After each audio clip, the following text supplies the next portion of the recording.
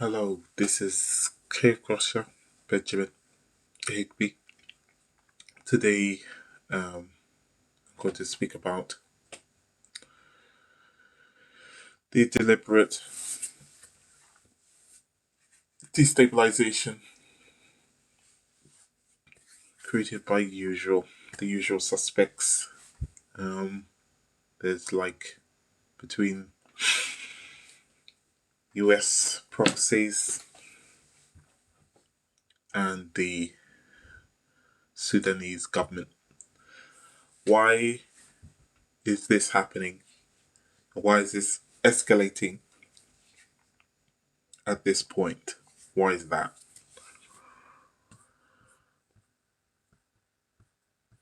Wikipedia will not tell you everything. They will just give you a particular comfortable CIA narrative. Why April 2023? Well, let's go 2 months back. On the 11th of February 2023, military leaders who control power in Khartoum approved a deal to establish a logistic base for the Russian Navy in Port Sudan. In return, Moscow would provide weapons and equipment to the Sudan Armed Forces (SAF).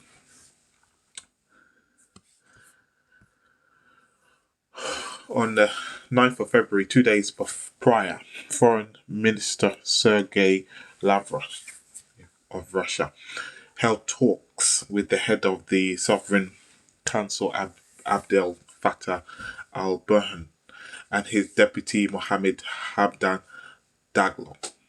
Before leaving the Sudanese capital, Lavrov told reporters that the deal, which was agreed upon during the rule of former President Omar al-Bashir, is readily awaiting the approval of the Sudanese parliament.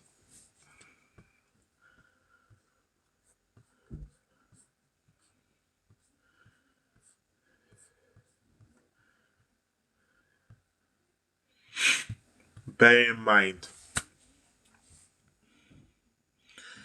this was a country back during Obama days, 2011, that cracked the country, split the country into two, creating South Sudan over the control of the oil um, systems. Why does this remind me of 1993, but without the US forces in the ground, and it's not taking place? It reminds me of a place that is in another African country, Somalia, back in 1993. Yeah, the battle in Mogadishu, the biggest failure of the elite special forces in USA.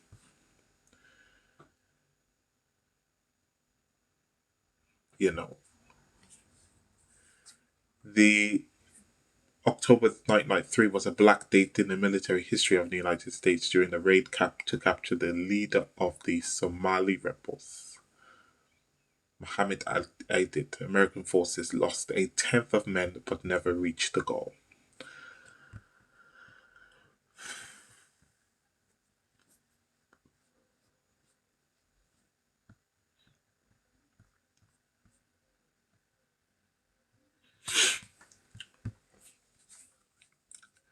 This is another embarrassing moment for US. Nearly 30 years later,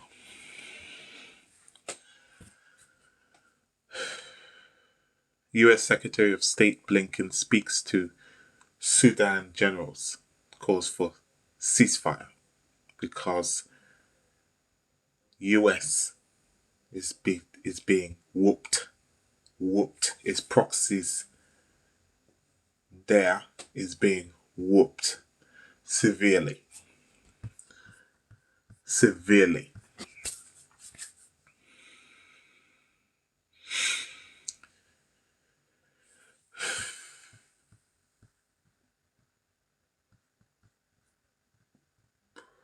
And this is Blinken. Blinken and his international community, quote unquote, meeting in this little circle G7, talking about a country that US has been stirring up lately, especially the recent developments of a geopolitical tectonic shift in the global monetary system that is making US very desperate to sabotage any relations between Africa, Russia, and China. This is their target lately, and it's Africa. One of it is Africa, just like they do with the Americas. Every time there's an attempt to form relations with China and Russia, it's always US in the background. The, they want to spoil national interests of these countries that got nothing to do with the West, that got nothing to do with the US. And this is one of their tactics, these strategic counter tactics, countering quote unquote Russian influence and Chinese influence.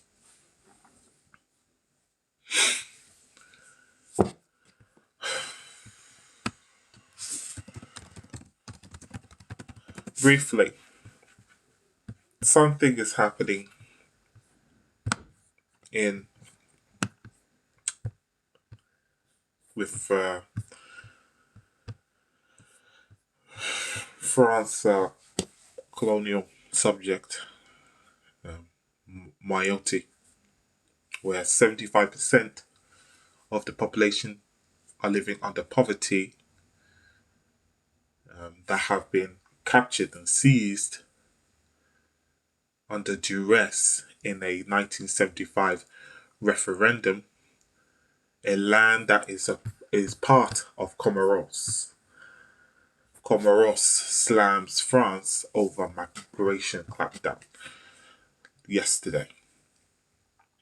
And tomorrow, France is going to do a operation to target Mayotte, to launch Operation Woma Bushu, take back, after the end of Ramadan. The operation was approved by the French President Emmanuel Macron 2 months prior, in February.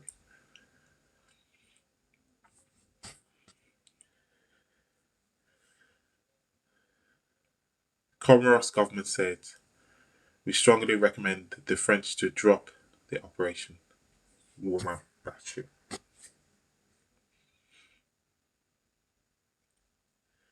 The governor, Anis Sisi, said the island was unable to cope with the violence created by Mayotte by the French state. This is another destabilization tactic against Comoros.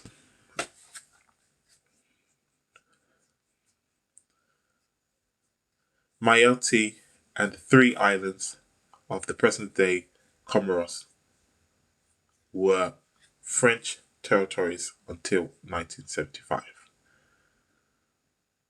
Following a referendum, 3 islands, Grande Comoro, Moheli and Anujan, declared themselves to be a separate country, the Union of the Comoros.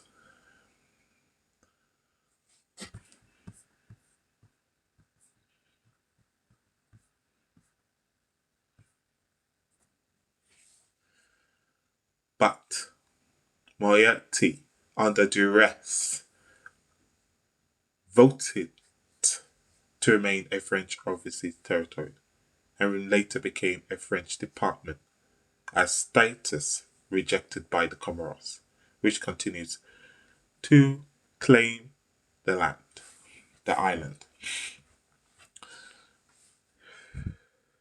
Mayotte, which is French 24 media, states that even higher than what the last year figures in 2022. Mayotte is France's poorest department with around 80% of the population living beneath the poverty line and high levels of social delinquency. This is a little island where this standard is set so high, controlled by an advanced economy, set and are occupied under the euro, where people can't afford housing and living in sheer poverty, 80% of that population. And the unemployment rates are high.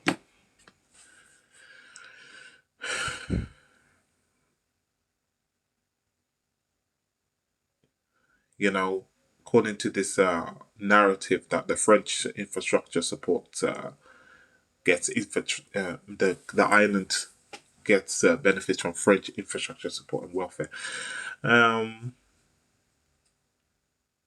Yeah, this is a colonial imperial hangover, just like the CFA project controlling 14 African countries and just by the Indian Ocean. This is like a country that is part of the African region. There's nowhere near France, you know, in the European side.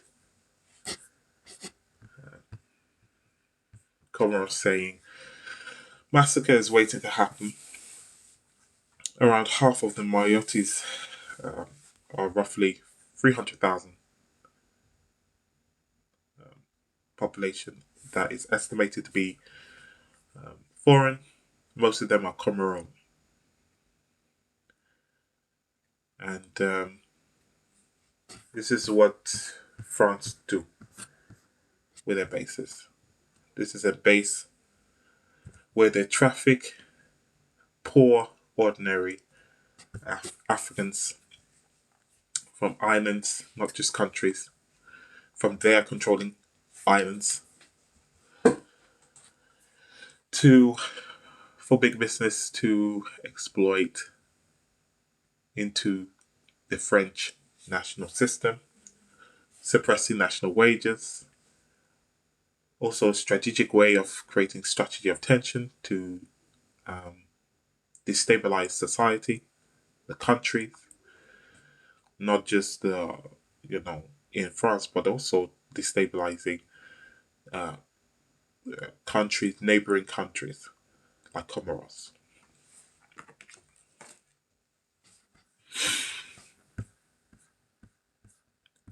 Neighboring countries of a developing and poor countries. This is what they do. This is a tactic they do to the global south, just as well they do it in the global north.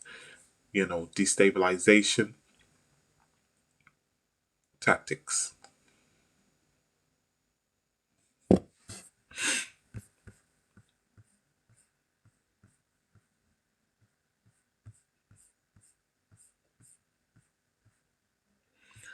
Now,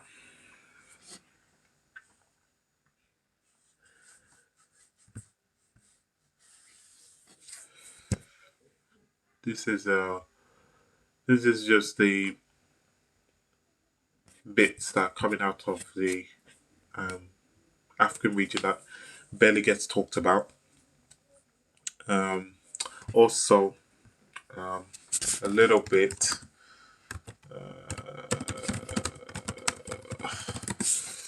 China is offering its peace model that have been successful with between Sudan and Iran, what's it called? Saudi Arabia and Iran, and with Yemen, and this is another great strategy from China to facilitate Israeli and Palestinian peace talks. China has offered to organize peace talks between Israel and Palestine, according to the Asian giant's foreign ministry.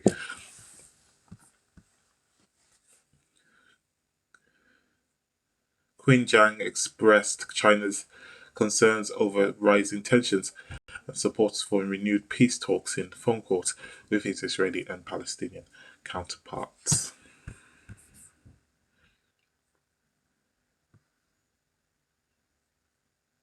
In March, Saudi Arabia and Iran reached a deal in China to restore diplomatic ties that were cut off in 2016, an outcome Beijing touted as evidence of its ability to be a diplomatic player in the Middle East.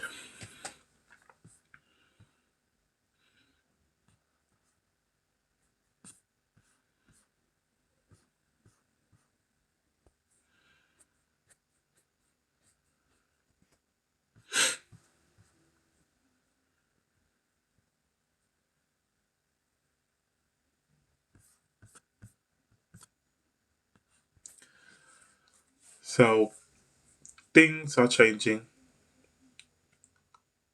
as the geopolitical shifts, where Russia, BRICS, China, especially China, the number one threat to our Anglo Western interests, hemisphere interests, that is offering an alternative to countries across the globe when dealing with conflict, when it comes to peace resolutions and, you know, economic trades, and that's the better approach to than our constant war hawkish, what can we smash next policy, and what can we destabilize next policy in foreign policy level and domestic policy level. Um, our policy never uh, talks about bringing prosperity, actual prosperity, and providing, making sure our basic needs are met. It's always about what can I get? And that is the mentality that is going to crumble with the tectonic shift of geopolitics, with serious countries that don't have baggage, imperial baggage, colonial baggage. And China and Russia are one of those. Doesn't matter how much Western media can spin and talk about scramble and talk about myths of Russian colonialism and all that imperial, using these languages, using the left's language to justify their imperialism into these countries across the globe. It's not working. The strategy is not working. You know, we're living in this change because of our unscrupulous greed of power, power grabbing, which is slipping from our hands. And this is why we are going inward, to remind everybody that the Great Reset is not over, and there's already new development um, from to create the next what's her name? to create the next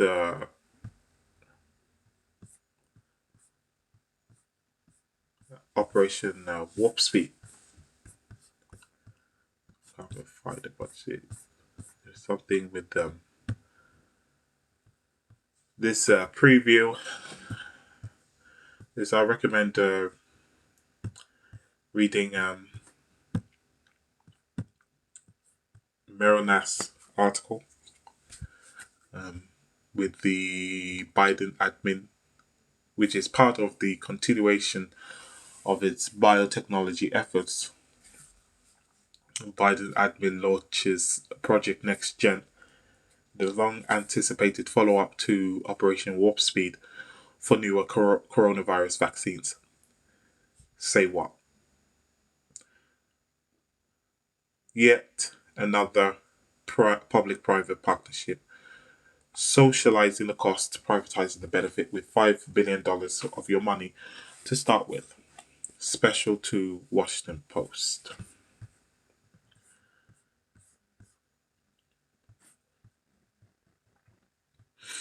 From the WAPO, this is the project that Doctors Fauci, Morens, Toro Benberger called for in their January 2023 article, admitting that existing flu, RSV, and COVID shots work poorly, discussed here previously. You can read it all here. So, this is today's segment. See you in the next video. Have a great day. Goodbye.